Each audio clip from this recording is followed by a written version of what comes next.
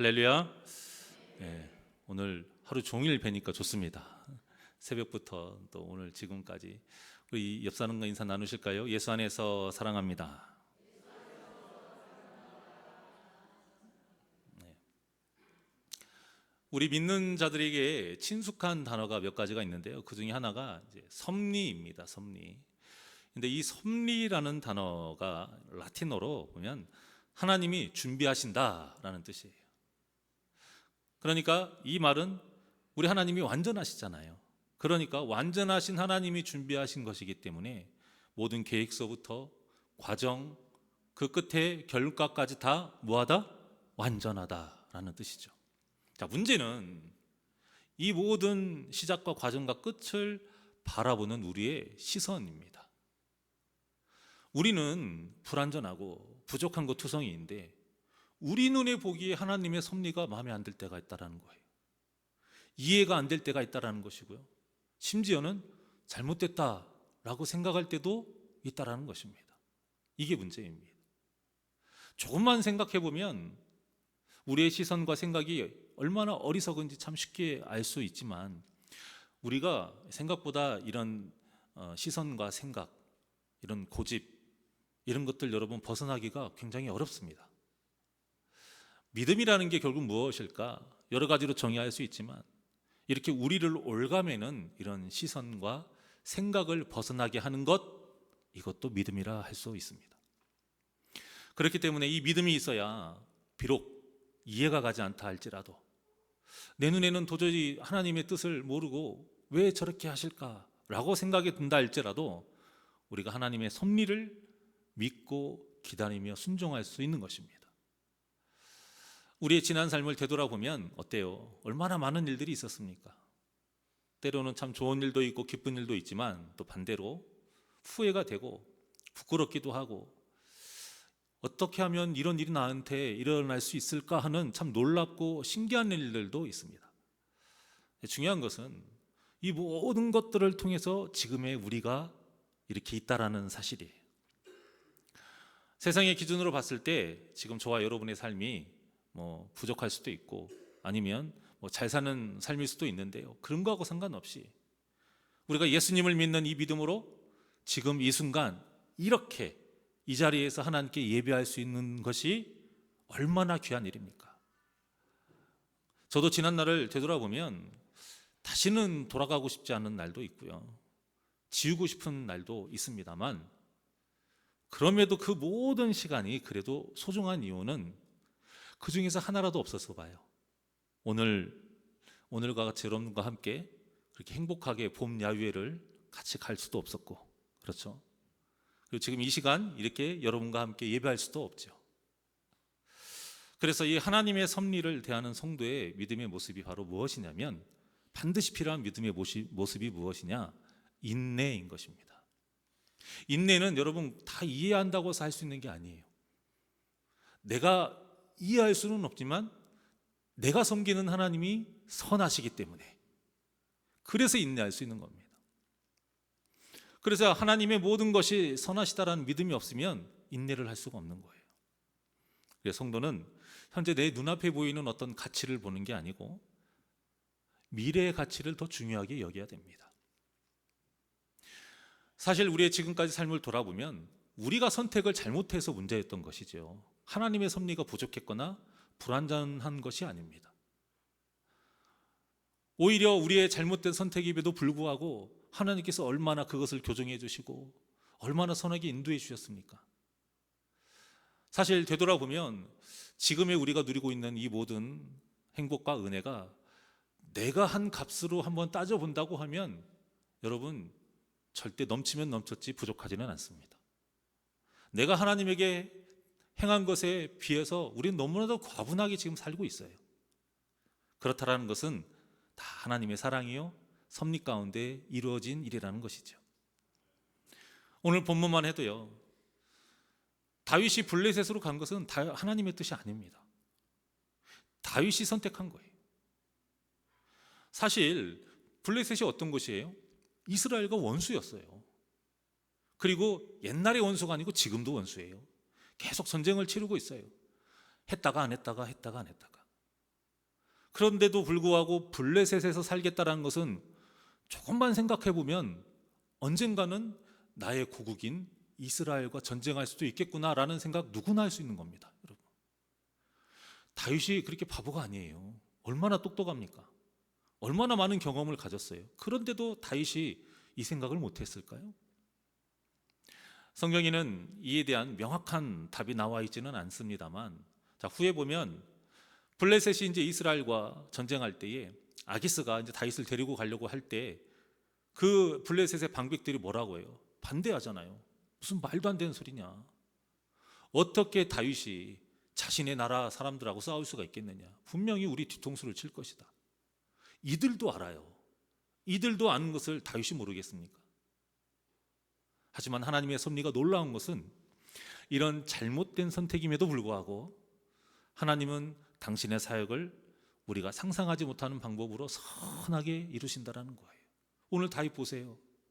얼마나 큰 문제에 당했습니까? 이거 봉착했는데 다윗이 아무것도 하지 않고도 정말로 이 문제가 해결이 됐어요. 이 진리를 오늘 본문의 내용을 좀 살펴보면서 확인해 보려고 합니다. 이 가드왕 아기스라고 하는데, 이 아기스가 블레셋으로 망명한 다윗을 굉장히 신뢰합니다. 처음에는 신뢰하지 않았죠. 그러니까 이제 다윗이 미친 척도 하고 이제 그렇게 살았지만 세월이 지나면서 굉장히 다윗을 신뢰합니다.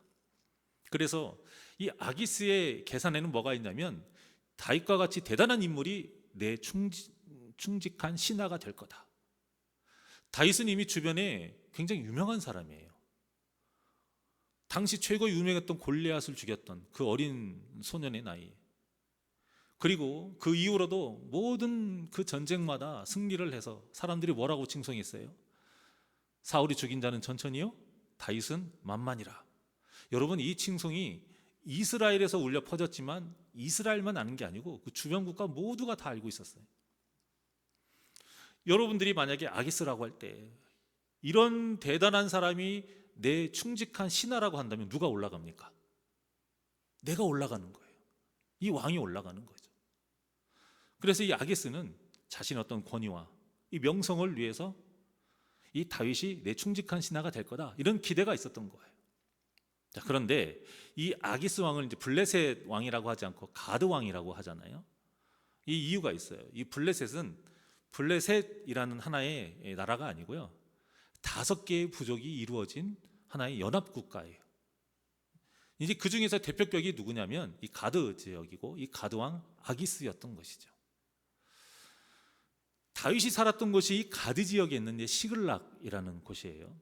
그런데 이 5부족이 이제 연합을 해서 이스라엘과 전쟁을 벌이게 된 거예요. 그래서 이제 아기스는 의기양양하게 또 남들에게 자랑도 할 겸 다윗과 이제 그 무리들을 데리고 이제 같이 출전을 합니다. 자, 이것을 보자 블레셋 사람들이 굉장히 못마땅해 합니다. 그리고 아기스에게 막 따져 물어요.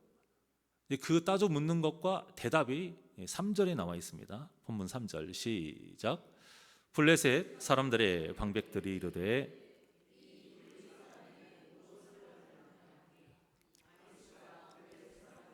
방백들에게 이르되, 이는 이스라엘 왕 사울의 신하 다윗이 아니냐? 그가 나와 함께 있은지 여러 날 여러 해로되 그가 망명하여 온 날부터 오늘까지 내가 그의 허물을 보지 못하였노라. 자, 여기 보면 블레셋 사람들이 이 다윗을 보고 뭐라고 했냐면 히브리 사람들이라고 했어요. 본래는 이스라엘 사람들이라고 해야 돼요. 그런데 왜 히브리 사람들이라고 했냐면 좀 비하하는 말이에요. 제가 이제 강단이어서 이런 말 하기가 좀 뭐하지만, 다른 나라 사람들 말할 때 비하하는 말 있잖아요. 우리가 일본이나 뭐 중국이나 미국이나 이런 사람들 좀 비하하는 말이 있고, 또 반대로 일본도 우리나라 말을 비하하는, 굉장히 듣기만 해도 기분 나쁜 말이 있잖아요. 이 지금 그런 말이에요. 이스라엘 사람들을 표현하는 말이 성경에는 3가지가 나옵니다. 첫 번째가 이제 히브리인이고, 두 번째가 이스라엘 사람이고, 세 번째가 유대인이거든요. 히브리인이라는 말이 이제 처음에 생겨났는데 이게 무슨 뜻이냐면 강을 건너온 사람이라는 뜻이에요. 그러니까 아브라함이 본토 친척 아비의 집을 떠났잖아요. 하나님이 이끄신 기름으로 인해서 어디로 갔습니까? 가나안 땅으로 가요. 그 가나안 땅으로 가기까지 유프라테스 강을 건넙니다. 그래서 이제 강을 건너온 사람, 그래서 이제 히브리인이라고 하는 거예요. 근데 오늘날로 말하면 이주민 아니면 뭐 난민 정도 될 수 있어요. 자, 이 정도의 삶이면 윤택하겠습니까? 힘들어요. 그래서 이 히브리인의 삶이 대부분 낮은 신분, 법의 보호를 받지 못하는 좀 불쌍한 사람들, 이런 사람들을 다 포함을 합니다. 그러다가 이제 이들이 출애굽을 하잖아요. 출애굽을 해서 신의 산 언약을 받아요. 하나님께 신의 산 언약을 통해서 하나님 신앙을 갖게 된 사람들이 똘똘 뭉친 공동체가 무엇이냐면 이스라엘 사람이 되는 겁니다. 그래서 성경에 보면 히브리, 그러니까 이스라엘의 아브라함의 후손들만 나온 것이 아니고 거기에 보면 중단 잡족 해가지고 같이 들어오거든요. 그 사람들이 다 하나님 신앙을 가져서 다 이스라엘 사람이 되는 거예요. 그러니까 여러분 이걸 꼭 혈연으로 생각하면 안 돼요. 아브라함의 후손만이 이스라엘 사람이 아닙니다. 하나님 신앙을 가진 사람이 이제 이스라엘 사람이 된 거예요. 그러다가 어떻게 됐죠? 이제 이스라엘이라는 나라가 이제 세워지고 솔로몬이 죽고 나서 나라가 남과 북으로 이제 쪼개지게 되죠. 그래서 북쪽에는 뭐라고 불렀어요? 이스라엘.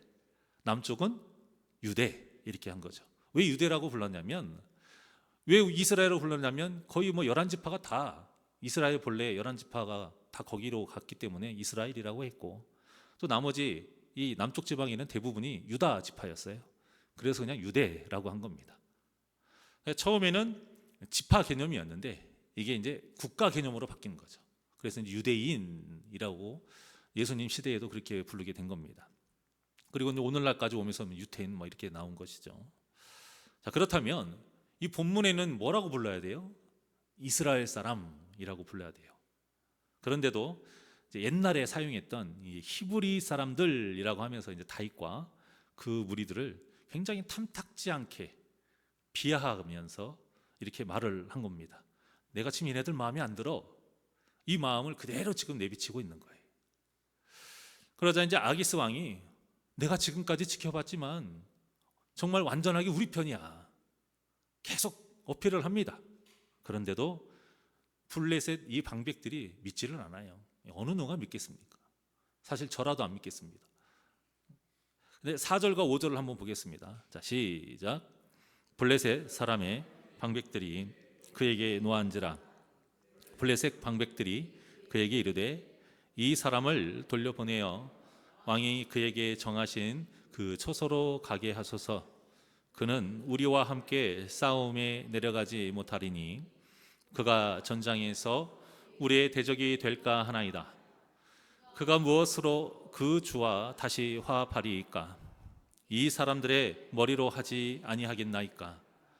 그들이 춤추며 노래하여 이르되 사울이 죽인 자는 천천히요 다윗은 만만이로다 하던 그 다윗이 아니니까 하니. 자, 아까 말씀드린 대로 어때요? 이들도 다윗의 칭송의 말을 알고 있었어요. 인정해요. 대단한 장수 아닙니까? 그러면서 뭐라고 말해요? 결국엔 이 안에는 옛날 우리의 그 최고의 장수인 골리앗을 죽인 블레셋의 원수 아닙니까? 이거죠. 그러니까 이스라엘과 전쟁할 때 분명히 우리의 뒤통수를 칠 것이 뻔하다. 당연한 말이죠. 당연한 말인데 이 말에 이제 아기스 왕이 어쩔 수 없는 겁니다. 그냥 그들의 말대로 다윗을 고스란히 돌려보냅니다. 참 굉장히 간단한 사건 같죠, 여러분. 간단한 사건 같지만 여러분들이 다윗의 입장이라고 생각해 보십시오. 그리고 다윗의 군사들이라고 생각을 해보세요. 길지 않은 이 시간 동안에 이들은요 천국과 지옥을 몇 번을 왔다 갔다 했을 거예요. 아니 어느 누가 자신의 나라와 싸우려고 하겠어요? 같은 동포를 칼로 죽이는 것을 누가 하고 싶겠습니까? 하지만 다윗의 상황에서는 어떻게 고를 수가 없는 거예요. 선택의 여지가 없었어요. 이미 다윗이 아기스 밑에 들어간 이 순간부터는 다윗은 선택권이 없어요.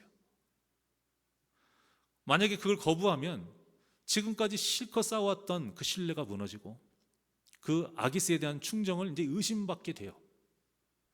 그러니까 어쩔 수 없이 참여하게 됩니다. 성경에는 이 다윗의 마음에 대해서 기록되어 있지 않습니다만 여러분 엄청나게 괴로웠을 것이 당연해요. 전쟁터에 나가는 발걸음이 얼마나 무거웠겠습니까? 걸어가는 내내 별의별 생각 다 들었을 거예요. 다윗뿐만 아니고 함께한 모든 사람들이 다 똑같아요. 전쟁터에서 동포를 만나면 진짜 죽여야 되나? 아니면 도망을 가야 되나? 아니면 그냥 블레셋 사람들을 공격해야 되나? 얼마나 많은 생각들이 복잡하게 했겠습니까? 하지만 사람이 아무리 머리를 쥐어 짜내도요, 그 똑똑한 다윗이 아무리 머리를 쥐어 짜내도요, 이 문제를 해결할 방법이 있어요, 없어요? 없다라는 겁니다. 우리 삶의 모든 문제 속에서 여러분들은 이런 경우 없으셨습니까? 분명히 있으셨을 거예요. 여러분보다 그렇게 오래 살지 않은 저도 그런 경우가 있었는데 얼마나 많이 있으셨겠어요. 그런데 놀라운 일이 벌어집니다. 제 삶에서도 하나님께서 인도해 주신 것처럼 하나님의 은혜 가운데 이 블레셋 사람들이 자기들끼리 알아서 막 다퉈요. 다투더니 아기스가 와서 한다는 말이 그냥 너 돌아가라 이렇게 말을 합니다. 당장 눈앞에 지금 자신의 동포가 보이고 다음 날이면 이제는 싸워야 되는데 아기스가 오더니 다시 돌아가라 이렇게 말을 하는 거예요. 이게 세상 말로 말하면 손 안 대고 코 푼다 라고 하잖아요. 본문이 딱 그런 상황인 거예요. 그러니 다윗과 그의 사람들이 얼마나 기뻤겠습니까?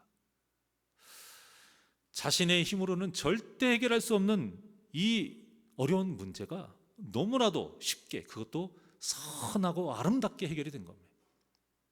여러분, 이것이 바로 다 하나님의 섭리인 줄 믿습니다. 여러분의 삶을 되돌아보면 이런 하나님의 섭리가 얼마나 많은지 모릅니다. 아니, 아실 거예요. 세상 사람들은 운이 좋았다고 해요. 운이 좋은 게 어디 있습니까? 재수가 없다라고 해요. 재수 없는 것이 어디 있습니까? 내가 선택을 잘못했던지 아니면 내가 하나님의 그 선하신 때까지 기다리지 못했던 건지 믿음이 약했던 것이지. 그러니까 우리가 이 본문의 상황을 그냥 역사적인 이야기로만 받아들이면 안 돼요. 우리 믿는 자들의 삶이 오늘 이 본문의 삶하고 똑같다라고 생각하시면 됩니다. 우리는 절대 하나님의 섭리를 이해할 수 없어요. 어느 누가 이런 일이 생길 거라고 이해했겠습니까? 예상 못합니다. 그리고 우리가 원하는 대로 세상이 또 돌아가지도 않아요. 원하는 대로 세상이 돌아가잖아요. 그게 지옥이에요, 여러분. 그래서 이 신앙생활을 하다가 보면 우리가 이제 두 가지 문제에 부딪히게 되는데요. 첫째는 내가 정말 가기 싫은 이 길을 하나님께서 막 억지로 밀어 넣으실 때가 있어요. 또 하나, 반대로 내가 정말 하고 싶은 일이 있는데 하나님께서 계속 막으시는 때가 있다라는 겁니다. 여러분, 이때에 내가 어떻게 하느냐에 따라서 믿음이 있느냐 없느냐를 알 수가 있어요.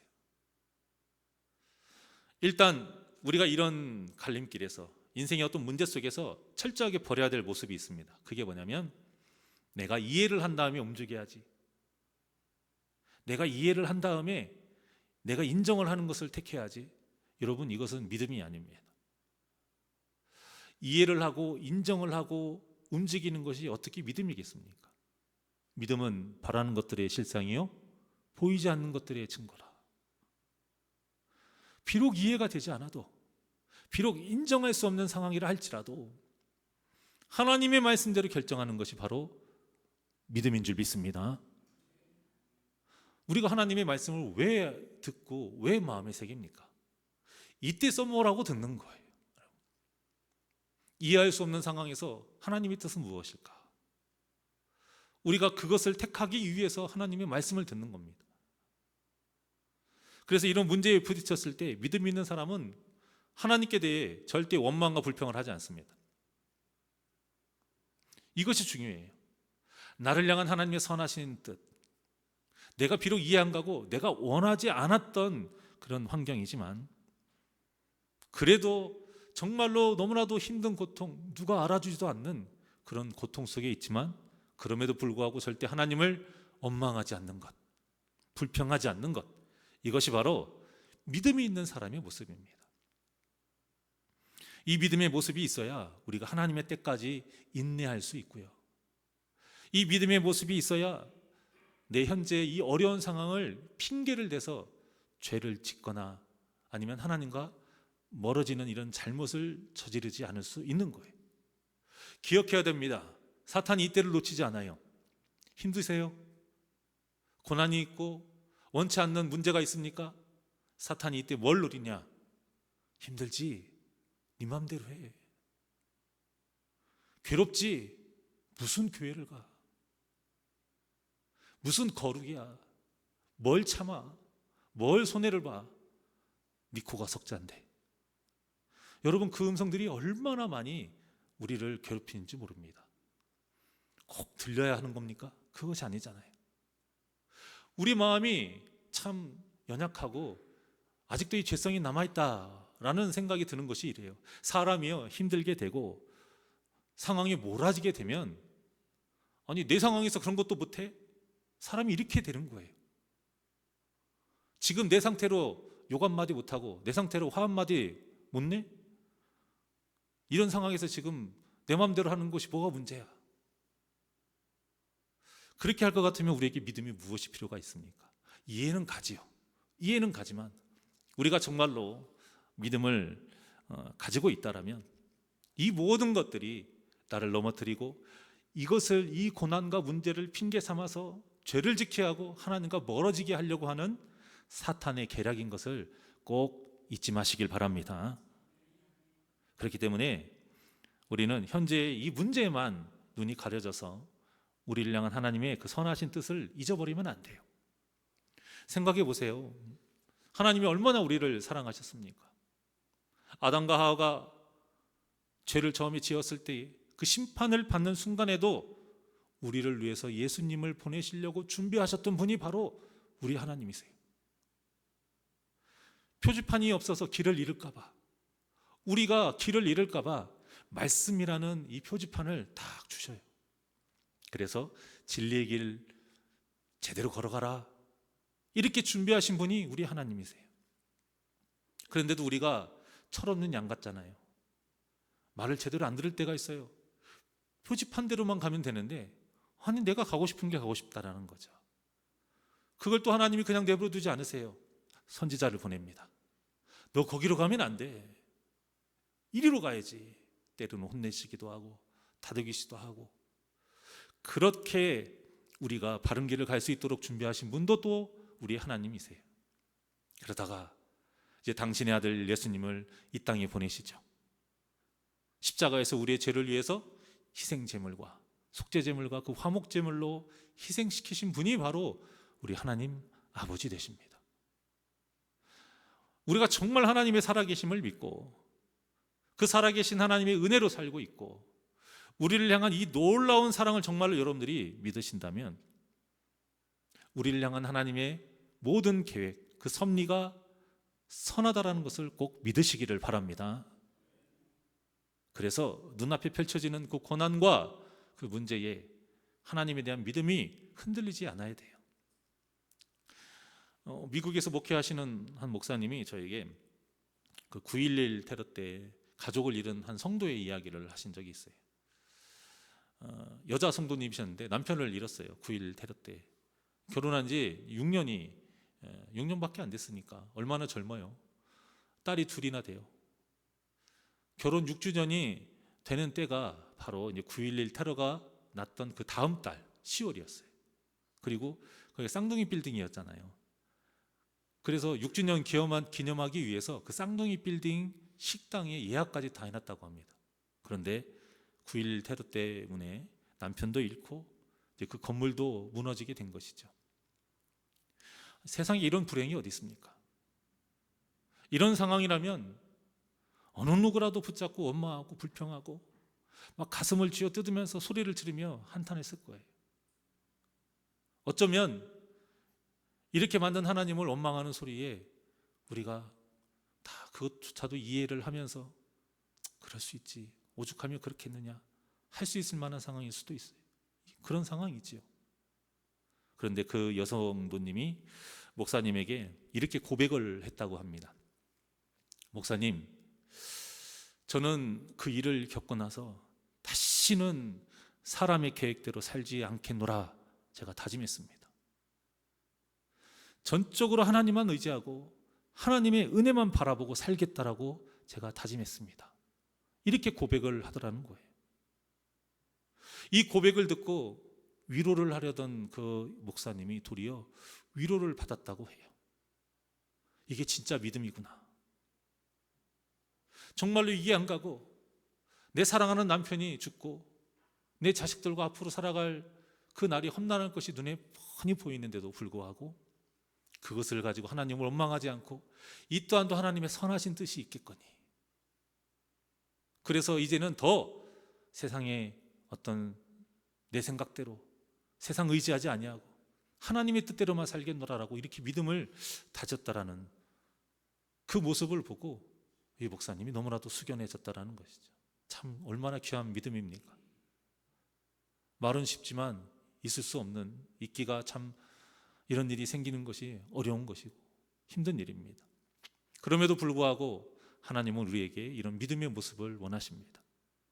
사랑하는 여러분, 우리에게 이런 고난과 시련이 닥친다면 우리는 과연 이 여성도님과 같은 믿음의 고백을 할 수 있을까? 야고보서 4장 13절에서 17절까지 말씀입니다. 시작. 들으라, 너희 중에 말하기를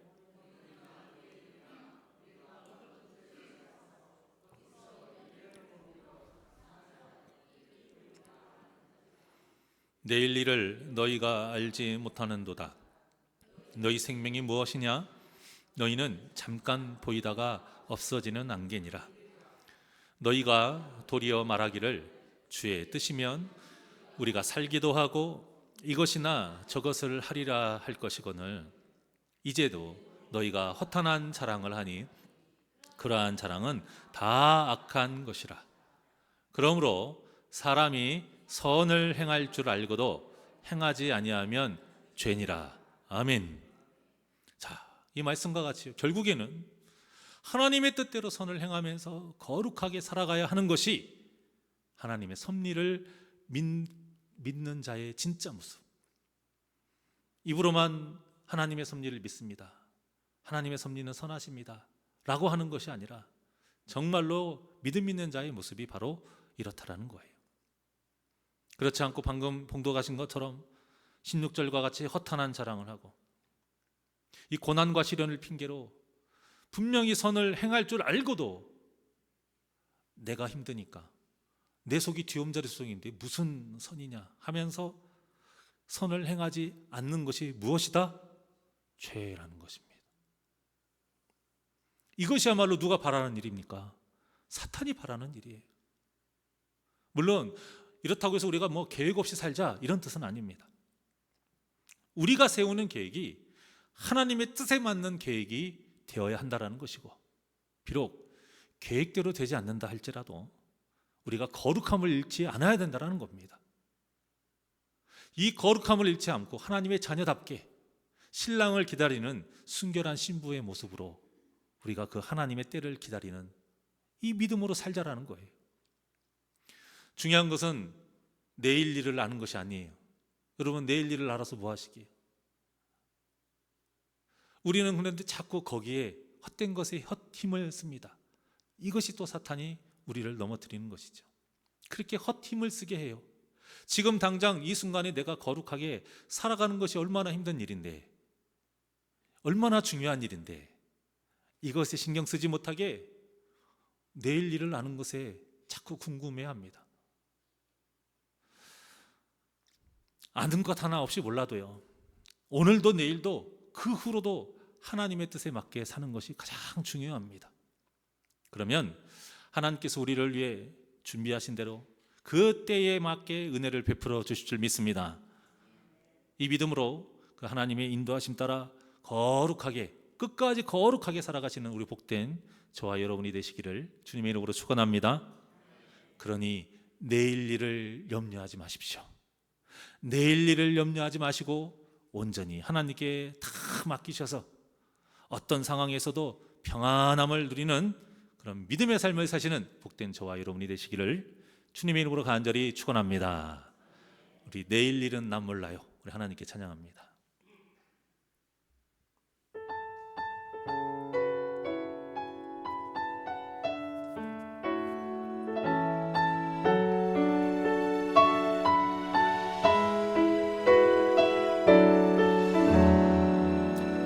내일 일은 난 몰라요.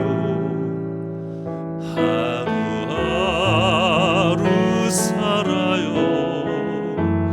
불행이나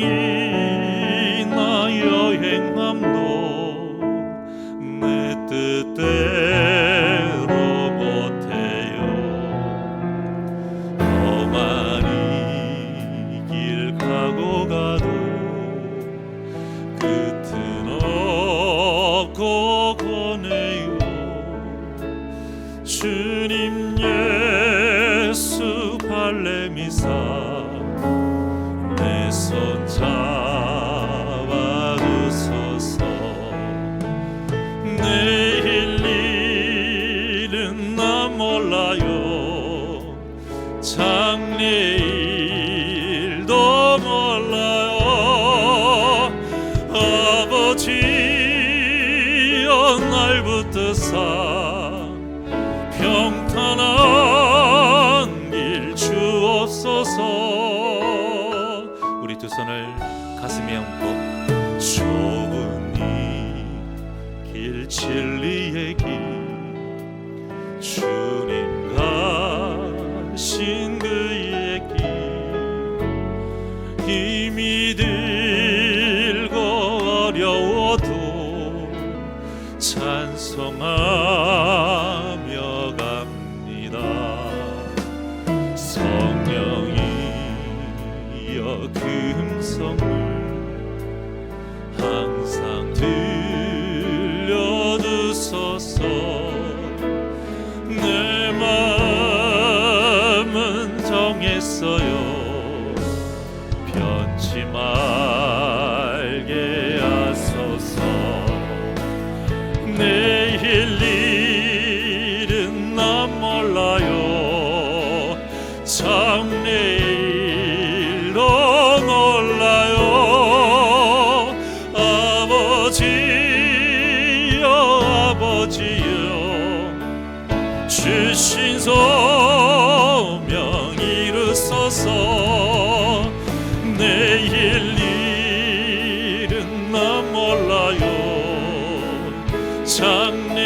장래일도 몰라요. 아버지여 아버지여 주신 소. 우리 두 손 높이 들고 고백합니다. 내일 일은 난 몰라요. 장래일도 몰라요. 아버지여 아버지여 주신 소명 이루소서. 내일 일은 난 몰라요. 장래일도 몰라요. 아버지여 아버지여 주신 소명 이루소서.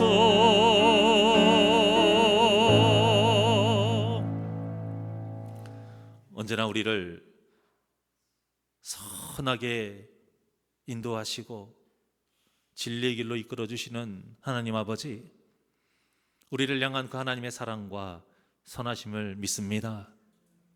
우리가 이 믿음을 가지고 비록 내가 원치 않는 삶의 모습이라 할지라도, 그 환경과 문제가 있다 할지라도 결코 그 하나님의 선하신 뜻을 의심하지 않게 하여 주시옵소서. 우리가 내일 일을 어떻게 알겠습니까? 장래일도 모릅니다. 하지만 우리를 향한 하나님의 선하신 뜻은 알고 있습니다. 그러니 우리가 해야 될 그 목, 우리가 해야 될 그 사명, 우리가 반드시 지켜야 할 하나님의 자녀다운 이 모습, 어떤 환경 속에서도 끝까지 거룩하게 지키며 살아가는 귀하고 복된 우리 사랑하는 성도님들 되게 하여 주시옵소서. 우리 삶의 앞에 모든 문제와 어려움이 있다 할지라도 승리하는 역사 있게 하여 주시옵소서. 감사함이 예수님의 이름으로 기도하옵나이다. 아멘.